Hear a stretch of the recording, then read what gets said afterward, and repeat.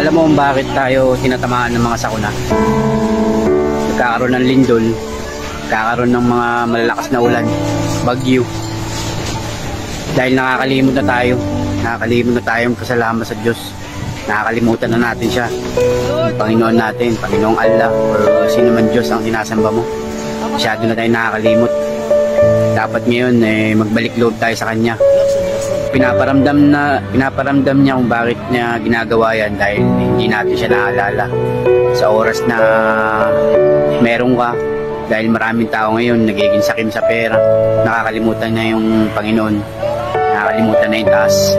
Kaya mula ngayon, magpasalamat tayo kung bakit tayo binibiyayaan araw-araw.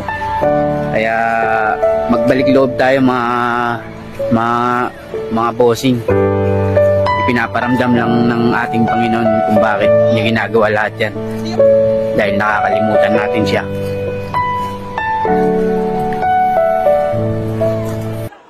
I-open ang gate daan.